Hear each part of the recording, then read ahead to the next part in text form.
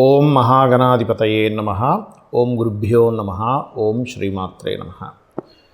మనం ఈరోజు జూలై మాసంలో గ్రహస్థితి ఏ విధంగా ఉంది, దాని మూలంగా ఎవరెవరికి ఎటువంటి ఫలితాలు జరగనున్నాయి అనేటువంటి విషయం చెప్తుంది. నేనైనప్పటికీ కూడా చెప్పిస్తుంది సాక్షాత్ లలితామ్మవారిగా భావిస్తూ, ముందుగా అసలు గోచారం ఎలా ఉంది అని చూసుకున్నట్లయితే, మీనరాశిలో శని, వృషభంలో స్వక్షేత్రంలో శుక్రుడు, మిథునంలో గురువు యొక్క సంచారం జరుగుతుంది. ఆ యొక్క శుక్రుడు 26వ తేదీ వరకు అక్కడ ఉంటాడు.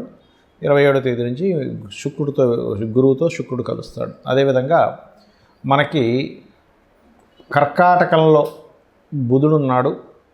మరియు అదేవిధంగా సింహరాశిలో కుజుడు కేతువు యొక్క సంచారం జరుగుతుంది. కుంభంలో రాహు. ఇక చంద్రుడు ప్రతి 2.5 రోజులకు ఒక్కో రాశి మారుతూ ఉంటాడు. అయితే ఈ యొక్క విషయాల వల్ల, అంటే ఈ గ్రహస్థితి వలన ఎటువంటి స్థితిగతులు ఉంటాయి, అలాగే ఏ పరిహార మార్గం చేసుకోవడం ద్వారా దాని నుంచి బయటపడతాం అనేటువంటి విషయాలు మనం ఒక్కొక్క లగ్నరీత్యా తెలుసుకుందాం. లగ్నం తెలియని వారు రాశి నుంచి చూసుకోండి. సింహలగ్నము, సింహరాశి. సింహం వారికి కనుక చూసుకున్నట్లయితే లగ్నంలోనే కుజుడు కేతు ఉన్నారు. దీనివల్ల ఏమిటి అంటే కొంచెం ఉష్ణం పెరుగుతుంది. ఉష్ణం పెరగడము, కొంచెం బీపీ లెవెల్స్ ఉన్నవారు కాస్త జాగ్రత్తగా ఉంటే సరిపోతుంది. కాస్త మీరు ఏదైనా ఒక్కోసారి చూడండి, కొన్ని కోర్సెస్ చేయాలని వెళ్ళి, హైయర్ ఎడ్యుకేషన్ విషయంలో కావచ్చు, నార్మల్ కోర్సెస్ అయినా కావచ్చు, అయ్యో ఇక్కడ నేను స్ట్రక్ అయిపోయాను అనేటువంటి ఫీలింగ్ కూడా ఇస్తుంది.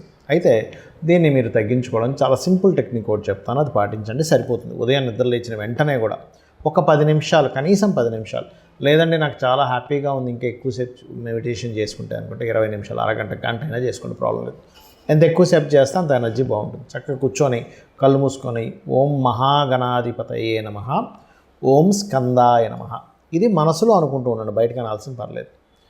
మనసులో అలా అనుకుంటూ ఆ మంత్రం మీదే ధ్యాస మొత్తం దాని మీదే పెట్టండి. మీకు ఎంత రిలీఫ్ వస్తుందంటే, ఆరోగ్యపరంగా కానివ్వండి, మానసికంగా కానివ్వండి, అన్ని విధాలా మంచి రిలీఫ్ వస్తుంది మీకు. కొంతమందికి ఏంటంటే శిరోవేదన కూడా వస్తుంది, కుజకేతు లగ్నంలో ఉన్నప్పుడు వేడి కురుపులు వస్తుంటాయి, ఇవన్నీ కూడా తగ్గుతాయి. ప్లస్ ఇంకోటి ఏంటంటే కొంచెం చాలా మటుకు మెంటల్ రిలీఫ్ వస్తుంది దీనివల్ల. అలాగే ఫైనాన్షియల్గా చూసుకుంటే ఉన్న ప్రదేశం కాకుండా ఇతర ప్రదేశాలకు వెళ్ళడం ద్వారా ఫైనాన్షియల్ గ్రోత్ ఉంటుంది. ఉద్యోగంలో కూడా కాస్త ధనపరంగా యోగ్యత, అంటే ధనపరంగా ఉండేటువంటి ఇవి కొంచెం వరకు పెరుగుతాయి.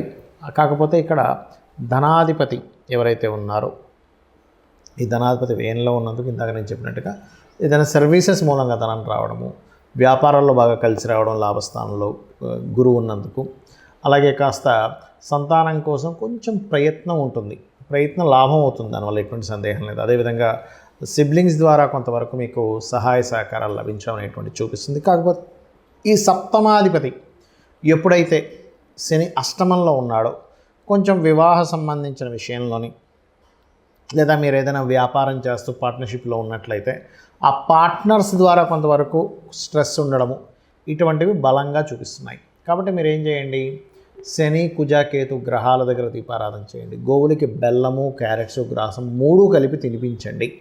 దీనివల్ల ఏమవుతుందంటే చాలా మటుకు రిలీఫ్ అనేటువంటిది మీకు రావడం జరుగుతుంది. అదేవిధంగా దక్షిణామూర్తి యొక్క స్తోత్ర పఠనం ఎక్కువగా చేయండి. ఎంత మీరు దక్షిణామూర్తి యొక్క స్తోత్ర పఠనం చేస్తారో అంత బాగుంటుంది. మరియు మీ యొక్క సంతానానికి కూడా సంతానాధిపతి లాభంలో ఉన్నందుకు వారికి కూడా కొంతవరకు ఇన్కమ్ సోర్సెస్, ఇన్కమ్ జనరేట్ అవడం లాంటివి బలంగా చూపిస్తున్నాయి. అయితే మీరు కాస్త అష్టమ శని అనేటువంటిది కొంతమంది భయపడుతున్నారు. సడన్ నిర్ణయాలు ఏమీ తీసుకోకండి ఈ అష్టమ శనిలో. అదొక్క జాగ్రత్త కనుక తీసుకోగలిగితే మీకు అన్ని విధాలా బాగుంటుంది. మీరు ఏదైనా వివాహ సంబంధించిన ప్రయత్నాలు చేసేటట్టయితే అబ్రాడ్, అంటే విదేశాల్లో ఉండేటువంటి వారిది ప్రయత్నం చేయండి, ఖచ్చితంగా మీకు బాగుంటుంది. నన్ను చాలామంది అడుగుతున్నటువంటి కొన్ని ప్రశ్నలకి ఇప్పుడు ఈ వీడియోలో నేను మీకు చెప్తాను.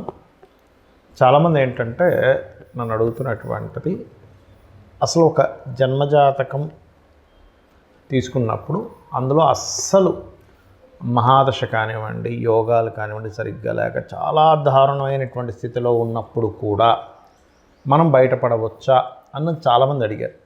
నేను ఒకటే గుర్తుపెట్టుకోండి, మొట్టమొదటిగా మనం అర్థం చేసుకోవాల్సింది ఏంటంటే, గ్రహాలు మిమ్మల్ని దారుణమైన స్థితిలోకి తీసుకెళ్ళట్లే. మీ యొక్క పూర్వజన్మ కర్మే మిమ్మల్ని ఈ దారుణమైన స్థితిలోకి తీసుకొచ్చింది. అది బ్యాడ్ కర్మ అయితేనేమో ఒక రకంగా ఫైనాన్షియల్గా, హెల్త్ పరంగా, అపకీర్తి పరంగా అన్ని విధాలా ఇబ్బంది పడతాం.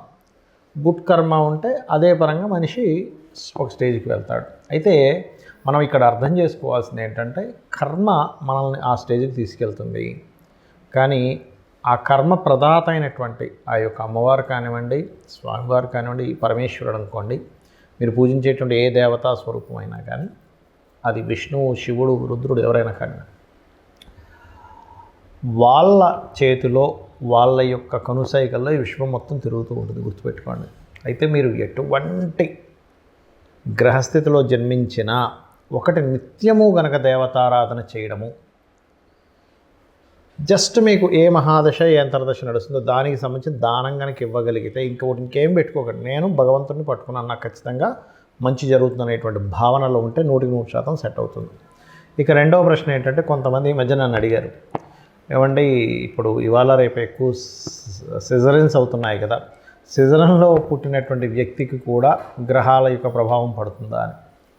ఒకటే గుర్తుపెట్టుకోండి, మనకి పూర్వజన్మ కర్మ వల్ల గ్రహ ప్రభావం అనేది మన మీద ఉంటుంది.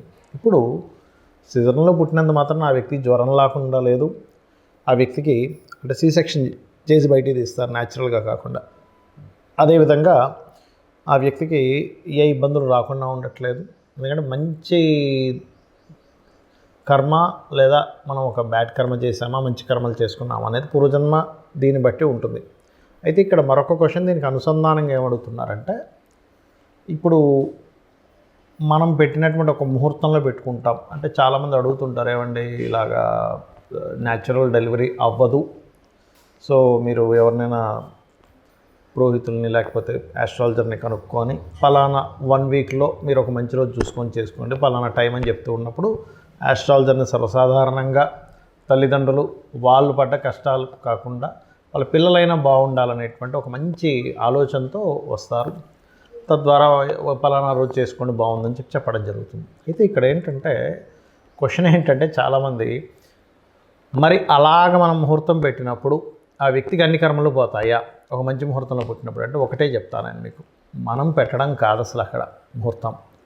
ఆ జీవుడు అక్కడ పుట్టాలని రాసి పెట్టుంటే ఈ యొక్క ఆస్ట్రాలజర్కి కావచ్చు లేదా పంతులు గారికి ఎవరికైనా మన టెంపుల్స్లో ఉండే పురోహితులు ఎవరైనా ఫలానా రోజు చేసుకోండి అని చెప్పినప్పుడు వాళ్ళ ఆ జాతకుడు మంచి పుణ్యకర్మలు చేసుకుని ఉంటే ఖచ్చితంగా ఆ టైంకి పుట్టేస్తాడు వీళ్ళు పెట్టిన ముహూర్తానికి. లేదనుకోండి, నేను చాలా కేసెస్ చూసింది ఏంటంటే, మంచి ముహూర్తం పెట్టినా కూడా జీవుడికి ఆ టైంలో పుట్టే యోగం లేదు. అంటే ఆ జీవుడు ఫలానా కర్మలు అనుభవించడానికి ఒక పర్పస్ కోసం పుడతారు. ప్రతి ఒక్కరు కూడా ఖచ్చితమైన ఒక పర్పస్ ఉంటుంది. ప్రతి జీవి ఒక పర్పస్ కోసం పుడుతుంది. ఆ పర్పస్ కోసం పుట్టేటప్పుడు ఏ సమయంలో పుట్టాలో ముందే డిసైడ్ అయి ఉంటుంది. మనము ఫలానా ఉదాహరణకి ఇప్పుడు ఇది జూన్ మాసం నడుస్తుంది అనుకుందాం, జూలై 10వ తేదీయో పెట్టాం, కానీ వాళ్ళు జూలై 9వ తేదీ తల్లికి కాస్త పెయిన్స్ స్టార్ట్ అయిపోయి ఇమీడియట్లీ హాస్పిటల్లో తీసుకెళ్ళి జాయిన్ చేసేసి డెలివరీ చేసేస్తారు, ఆపరేషన్ చేసేస్తారు. ఎందుకంటే పెయిన్స్తో ఉన్నప్పుడు 10వ తేదీ దాకా ఆఖరిగా 9వ తేదీ వస్తాయి. ఆ రకంగా జరుగుతుంది, గుర్తుపెట్టుకోండి. కానీ సర్జరీ చేసినప్పుడు పుట్టిన అంటే సి సెక్షన్లో పుట్టిన న్యాచురల్గా డెలివరీ అయినా ముందే ఫిక్స్డ్. కాకపోతే ఏంటంటే కొంచెం వీళ్ళు చేసుకున్న పుణ్యం ఉంటుంది, తల్లిదండ్రులు చేసుకున్న పుణ్యకర్మలు ఏవైనా ఉంటాయి, అవి కొంతవరకు వీళ్ళని సరైన సమయంలో పుట్టేలాగా కూడా తోడ్పడుతుంది. అయితే ఇక్కడ చాలామంది ఏంటంటే భయపడుతున్న అంశాలు ఏలినాడు శని, కాలసర్ప యోగం, ఇది చాలా పెద్ద ఎఫెక్ట్ ఇస్తుంది అనేటువంటిది ఒక మిత్తులో ఉంటున్నారు. ఒకటి గుర్తుపెట్టుకోండి, నేను చాలా వీడియోలు చెప్పాను, మళ్ళీ చెప్తున్నా. 180 మంది ప్రెసిడెంట్ల జాతకాలు నెట్లో నేను సెర్చ్ చేసి చూశాను. అందులో 90% ఆఫ్ ఈ యొక్క ప్రెసిడెంట్లకి కాలసర్ప యోగం ఉంది. అంటే ఒక్కసారి మనం ఆలోచించినట్లయితే, మరి వాళ్ళు ప్రెసిడెంట్లు అయ్యారే కాలసర్ప యోగం ఉన్నప్పుడు మనం ఎందుకు మన జీవితం ఏదో పాడైపోతుందని ఆలోచిస్తున్నాము అనే ఒక్క చిన్న లాజిక్ పాయింట్ మీరు అర్థం చేసుకుంటే సెట్ అవుతుంది. అంటే ఎందుకు అంటే, వాళ్ళ పర్సనల్ చార్ట్స్లో ఓ దేశానికి నాయకుడు అయ్యే యోగం ఉంది. కొంతమందికి కాలసర్ప యోగం ఉన్నప్పుడు మంచి డాక్టర్స్ అయ్యారు, మంచి లాయర్లు అయ్యారు, ఐఏఎస్లు ఐపీఎస్లు కూడా ఉన్నారండి. ఇంకా చెప్పాలంటే అంటే ఏమిటి అంటే, వాళ్ళ కాలసర్ప యోగం కేవలం మనకు శాస్త్రంలో చెప్పింది ఏమిటి అంటే, మీకు చాలా స్పష్టంగా నేను చెప్పబోయేది ఒకటే, కేవలం ఇది దేశకాల పరిస్థితులకు మాత్రమే కాలసర్ప యోగాన్ని చూడాలి, జన్మజాతకానికి అసలు అప్లై చేయకూడదు. గుర్తుపెట్టుకోండి. ఏమండి లేదండి నాకు దానివల్ల అవుతుంది, అదంతా మీ మిత్ అని చెప్తాను నేను. ఖచ్చితంగా మీ యొక్క నెగటివ్ థింకింగ్ వల్ల అలా అనిపిస్తుంది, దీనివల్లే అవుతుందేమో అని. కానీ వేరే వేరే కారణాలు ఉంటాయి. సంపాదించలేకపోతున్నాము, సెకండ్ లార్డ్ ఎక్కడో ఇబ్బంది పడి ఉంటాడు, ఉద్యోగం రావట్లేదండి కాలసర్ప యోగం వల్ల. మీ 10th లార్డ్ చూడండి ఫస్ట్, మీ 10వ అధిపతి ఏమిటి, ఎలా ఉంటుందంటే అన్నిటికీ కూడా తలనొప్పి వచ్చిన కాళ్ళకి ఆయిల్ రాసుకున్నట్టుగా ఉంటుంది పరిస్థితి. కాబట్టి అలా కాదు. 10వ అధిపతి ఏమిటి, వివాహం అవ్వట్లేదు కాలసర్ప యోగం అనుకుంటారు కాదు. మీ 7వ అధిపతి ఎలా ఉన్నాడు, వివాహ జీవితంలో గొడవలు అయిపోతున్నాయి, విడాకులు అయిపోతున్నాయి. 12వ అధిపతి ఎలా ఉన్నాడో చూడండి. ఆరోగ్యం బాగాలేదు. 4, 5, 6 అధిపతులు ఎలా ఉన్నారో చూడాలి. ఇలా ఒక్కొక్క దానికి పర్టికులర్గా శాస్త్రంలో కొన్ని ఫార్ములాస్, కొన్ని భావాలు చెప్పబడింది. అలాగే ఏలినాడు శని విషయంలో కూడా మీరు గుర్తుపెట్టుకోండి, ఎప్పుడు కూడా శని అనగానే వెంటనే మనం నెగిటివ్గా వెళ్ళిపోయి నాకేం కలిసి రాదు, ఏం చేసినా కలిసి రాదు, అది కాదు. కర్మకారకుడు, కర్మప్రదాత, ఆయనకి ఒక పోర్ట్ఫోలియో ఇవ్వడం జరిగింది. మీ మంచి చెడు కూడా ఆయన ఇస్తాడు. కాబట్టి ఏమిటి, ఏలినాడు శనులు అర్ధాష్టమశనులు అష్టమశనులు నడిచేటప్పుడు ఎక్కువ నిద్రపోవడం చేయకూడదు, యాక్టివ్గా ఉండాలి, ఎక్సర్సైజ్ చేస్తుండాలి, ఎప్పుడు ఏదో పనిలో ఉంటుండాలి, శ్రమిస్తుండాలి. శ్రమకారకుడు కాబట్టి మనకి ఇబ్బంది కలగకుండా ఉంటుంది. దాంతోపాటు మీకు దగ్గరలో ఏదైనా ఆలయం ఉన్నట్లయితే ప్రత్యేకంగా స్కందుడి ఆలయము లేదా గణపతి ఆలయము లేదా అమ్మవారి ఆలయం, ముఖ్యంగా హనుమాన్ ఆలయం కనుక మీరు రెగ్యులర్గా వెళ్తున్నట్లయితే ఏలినాడు శని ప్రభావం కంప్లీట్గా పాజిటివ్గా పనిచేస్తుంది మీకు. శ్రీమాత్రే నమః.